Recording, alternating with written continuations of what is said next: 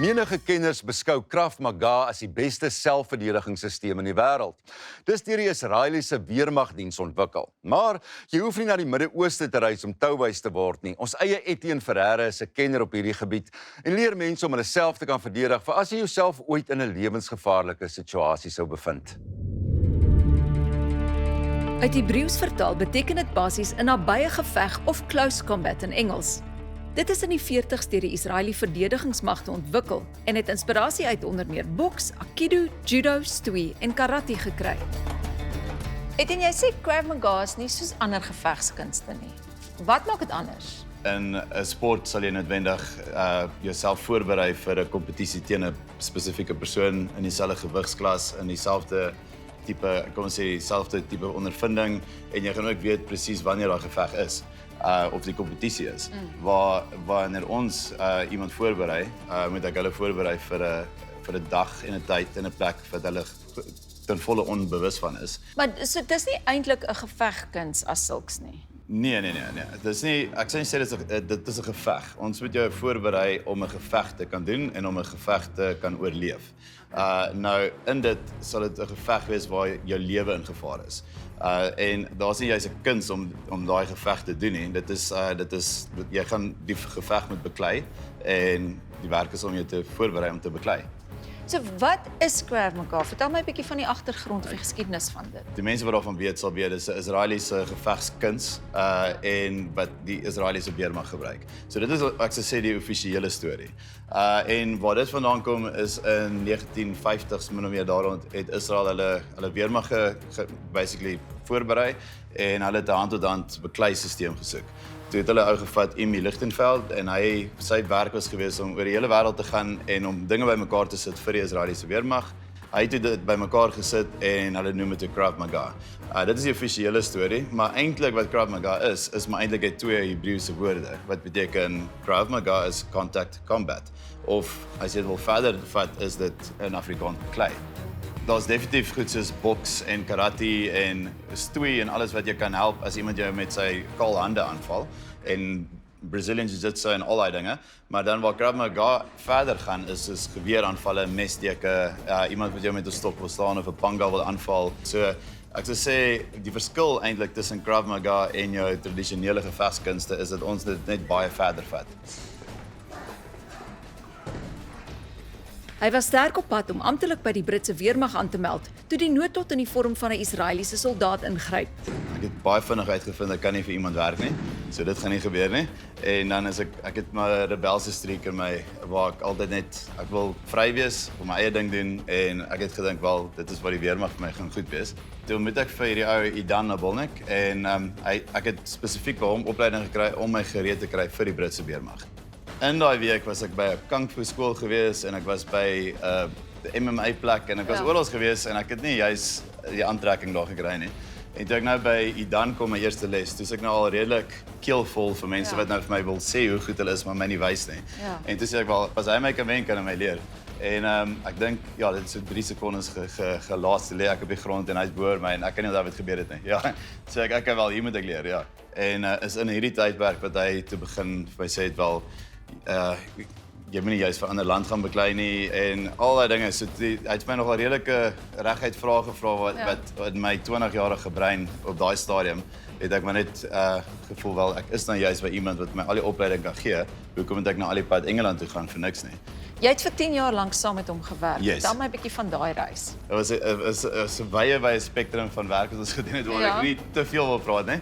Maar ons het maar dit was 'n ongelooflike leerskool geweest. En maar ek sou sê van beskermingswerk gewees tot konsultasies het ons baie gedoen en daar was van hom waardevolle besittings het ons oorgeskuif oor van punt A na punt B en van een grens aan die ander grens en basies maar 'n vol spektrum van Israeli kom ons sê van Israeli sekuriteit waarna hulle nogal spesialiseer. Wow. Ja. Okay, so ek verstaan ek jy nie te veel daaroor wil sê nie. Dit maar nou wil ek net meer vra. Nee, geen probleem nie. Jy het baie gereis in die wêreld vir dit. Ek was baie in Italië gewees en dan van daar af het ons mense opgelei selfs van ek weet nou was van Franse mense ons opgelei, Britte, you name it, Duitsers. Ons het selfs was daar nog 'n konsultasiekontrak in Nigerië gewees, so ons het nog redelik baie werk gedoen. Nou as jy sê jy het mense opgelei, dis nie Yes. sommer net soos civilians nie. Dis nie alledaagse mense nie. Nee. Wat se tipe mense het julle? So ons het kom ons sê as ek nou Italië vir argumente daar vat, was dit soos ek was Consubin, dit is een van hulle top eenhede wat hulle het. Ons het van die Carabinieri, van hulle spesiale polisie opgelei. Daar was altyd die weermag gewees. Daar's selfs een keer was daar's Alberto Galazzi en hy was die hoof van Madonna se sekuriteit gewees op 'n stadium. So Wow. dit was 'n maar wye spektrum. Meeste van dit was gewees vir ek sou sê as dit oorsee was, is dit gewoonlik polisie gewees of militêre eenheid of enigiets wat die dan gereël het. En dan het ek saam met hom gegaan en ek en hy was dan die mense wat alles gefasiliteer het. Hy skep in 2012 'n informele selfverdedigingsoefengroep in Kaapstad vir wanneer hy aftye tussen oorsese kontrakte het. Dit het met 6 mense begin en intussen tot 200 studente gegroei. So, wat gebeur tipies hier? Hoe werk jou opleiding? Okay, so my fokus primêr is om mense op te lei om hulle lewens te beskerm of om die lewens van hulle families te beskerm. Daar's 'n wye spektrum van misdaad wat vandag gaan gebeur. Ek voel dat omtrent 80% van dit is iets waar jou lewe nie in gevaar is nie. Maar die 20% waar jou lewe wel in gevaar is, dis waarop ek fokus. Ons is nie 'n plek wat net mense leer hoe om 'n tegniek net te leer en toe te pas nie. Jy moet verstaan hoekom werk die tegniek op die manier hoekom hy werk. Hoe werk 'n bekleierery? Wat om te verwag as iemand jou aanval? En dan het jy 'n strategie nodig. Dis eerstens die strategie wat jy moet toepas. En dan kom die tegniek pas iewers in daai strategie in. Ek voel as jy veral in Suid-Afrika waar ons bly met seker nou omtrent 85 moorde per dag. Yes. En daar's ongeveer 2000 ontvoerings in die laaste 3 maande gewees. Op die einde van die dag is jou persoonlike veiligheid in jou eie hande. Maar jy het ook 'n klomp filmmense wat hier by jou kom opleiding ontvang het, né? Dis nie net Ja. mense vir regte lewenssituasies nie. Yes, ek het my favorite series van alle tye was seker Game of Thrones gewees. Ja. En op TV was dit die Wildling gewees. Ja. Haar naam is Natalie Tena. Ja. So sy het by my opleiding gekry. Dit was Wow. nice. En dan die grootste ene was gewees Sam Heughan. Hy speel in Outlander, so sy die Ja, ons hoofrol. weet wie hy is. Ja, so en my vrou weet ook wie hy is. Dis ook vir my ongelooflik dat jy onlangs by 'n meisieskool was. Dat die skool O. so cool was, dat jy geboek om die meisies te gaan oplei vir 'n dag. Ja, ek was by Paul Girls High. Dit is die skoolhoof Mariana van Sail. Sy het my gekontak en sy was baie besorgd geweest oor die koshuiskinders wat veral op hulle eie winkels se stap wanneer hulle in die week daar is. En ja, sy's proaktief en sy het vir my gesê wel, sy wil eintlik elke jaar dat ek die koshuiskinders oplei. Wat is die reaksie wat jy kry van mense wat hier opleiding doen? Ek moet sê ek wil nooit hê iemand hier toe kom en dan stap hulle uit en sê, "Wow, dit was fun nie." So dit is gewoonlik is dit 'n dag of 2 later wat hulle vir my e-pos sal stuur en sê, "Wow, okay, nee, hulle het nie so gevoel toe hulle uitstap nie, maar dit was amazing." Wat ons inherently hier sal doen is nie 'n lekker onderwerp nie. Ek meen, maar jy kom hiernatoe en iemand gaan jou ronddruk en 'n geweer in jou kop druk en jy gaan opgeskree word en jy gaan sweet, maar dit is wat goed is vir jou. Dit is maar soos om slegte medisyne te drink, maar dit is ongelukkig die beste medisyne. In 2011 het ek by huisvriende van my gehoor dat hulle seun besig was met persoonlike beskermingskursus bo in Pretoria en ek het toe besluit, kan ons nie vir Etienne dalk afbring Kaap toe om vir ons te kom leer dit wat hy doen en aanbied nie. En ons is toe 10 ouens wat dadelik begin het met intensiewe opleiding by hom. En so dit toe ook in Desember 2017 is ek toe in 'n situasie waar ek deur 'n verdagte onverwags met 'n mes aangeval was, hierdie einste mes. Ek het dit reg gekry om die geveg teen hom te wen, deur die mes by hom af te vat, om te oorrompel en te arresteer. So ja, ek is baie dankbaar vir Etienne vir die opleiding wat ons al die jare by hom kry en hoe dit in die praktyk werk en lewens kan spaar. In daai oomblik wat die ou jou aangeval het, was dit net vir jou outomaties dat daai opleiding Ja, ingesit daar's nie tyd vir dink nie. Yes. Opleiding skop in en jy doen wat jy moet doen. I probably didn't have a chance of getting out of a terrible situation before, but now I really have a chance. We train so hard in sort of a situation that you might come across, and it makes you calm, allows you to think, and then act. I've learned to push myself beyond any limits that I thought I had before. It's given us an idea of what the experience would be like in a real fight, and we try and make it as realistic as possible. So ek het nou al 'n paar klasse by Etienne gehad, baie min. En wat hy gaan wys is wat om te doen in 'n aanval, maar daar's 'n paar baie belangrike goed om te onthou voor jy dit sien. Wat doen ek as iemand na my toe kom? Die eerste ding is om te verstaan dat nie al die aanvalle wat met jou gebeur noodwendig iets is wat jy moet terugvoorbeklei nie. So enigiets wat jy kan vervang, soos 'n selfoon of 'n beursie, laat dit gaan, tensy jy baie meer ondervinding in beklei het as die aanvaller, okay? Ja. So dit los my dan by wanneer jy gaan terugbeklei is wanneer jou lewe werklik in gevaar is. So jy gaan eers moet kyk of daar 'n wapen is. Jy gaan dan tweedens van daar af gaan jy die kans moet soek om die ou te surprise en 'n counter attack te launch en dan gaan jy om 'n damage. En dit is maar basies hoe jy gaan moet beklei.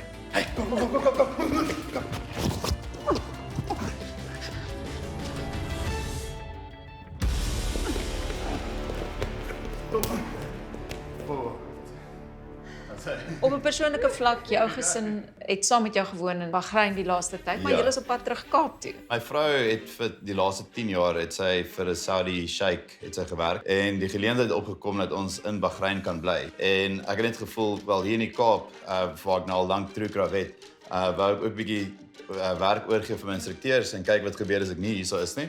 En dan ook dat hulle kan fokus op die klasse hier en dan kan ek gefokus het op die res. So ons bly nou al die laaste jaar en 'n half, sou ek sê, in Bahrein. En dit was 'n fantastiese ondervinding. Maar ons trek nou weer terug hiernatoe. Hier is ons bome. En ek mal oor die Midde-Ooste, so ek sal nooit ophou daar werk nie. Ek's absoluut mal daaroor. Wanneer jy nie besig is om mense rond te rol op 'n mat nie, wat doen jy? Ek hou van my tyd my kinders te spandeer. So ek het 'n seentjie Eben, hy's nou amper 9 jaar oud en dan my dogtertjie Ariel, sy's nou amper 5. So hulle is my besig op naweke. En dan ek speel cello, so ek hou van om my cello te speel. Ja. Hoe het dit gebeur? Jare terug was ek in Italië, was ek ek het 'n opleiding gegee daar en dit was 'n robbe dag geweest. En ek klim toe op die trein en ek sit my iPad aan en daar's hierdie twee ouens wat cello speel en die band se naam is Two Cellos.